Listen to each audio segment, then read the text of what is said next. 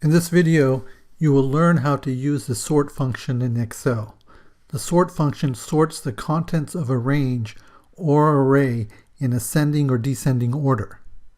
Here we have a small data set with rankings of the world's top 100 men's professional tennis players at the time of making this video. The data set has 6 columns: rank, country, player name, age, points, and tournaments played.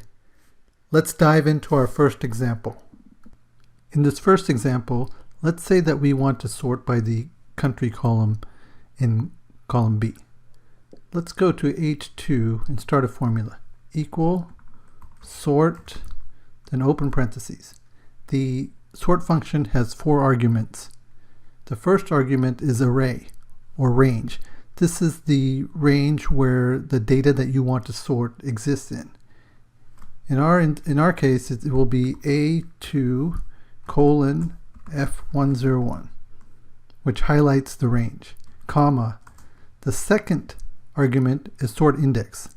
Sort index is the column by which you want to sort by. In our case, we want to sort by country in column B. This is the second column, so we will put 2 as the index, comma. The third argument is the sort order. We specify 1 if we want to sort ascending and -1 if we want to sort descending. In this case, let's sort 1 by ascending since we want to have countries A to Z alphabetically, comma. And now the final argument is by column. This just specifies if we want to sort by column or by row. True sorts by column and false sorts by row. Typically you're going to sort by row. So I'm just going to enter false here, close the parentheses, and then hit enter. Now you can see that the data set is now sorted by country ascending, with the country starting with A at the top. So there you go. That's our first example on how to use the sort function. In the second example, let's say that we want to sort by age with the oldest players appearing at the top. Well, we can adjust our formula in H2 by first changing the sort index from column B or index 2 to column D or index 4. Let's go in here and change the 2 to 4. Next, we need to change the sort order from 1 to -1 because instead of ascending, we now want descending. We want the highest ages at the top. So let's change this to -1 and hit enter. Now you can see that the sort has been changed so that the data set has the players with the oldest age at the top. For example, Roger Federer at age 40 is the oldest player in the top 100.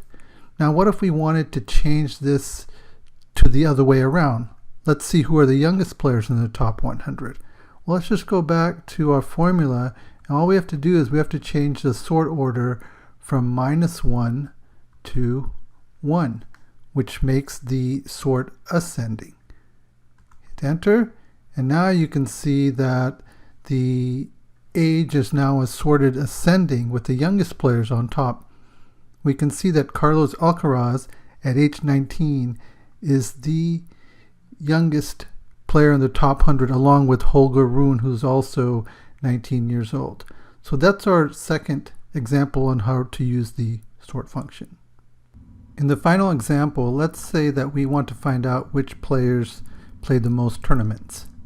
So let's go back to our formula in H2 and make a couple of adjustments so that we can do this. Okay, so in order to find out which player played the most tournaments, we need to go to the tournament played column, which is column F, and then we need to sort the data set by column F descending. So column F is the 6th column, so we're going to change the sort index to 6, And now we're going to also change the sort order to -1 because we want to sort descending with the highest numbers at the top. Then hit enter. Now you can see back over here the data set has been sorted by tournament played descending. We can see that Daniel Altemeyer has played the most tournaments. He's played 39 tournaments, and then Maxime Cressy has played 37 tournaments. So there you go. 3 different examples that show you how to use the sort function in Excel.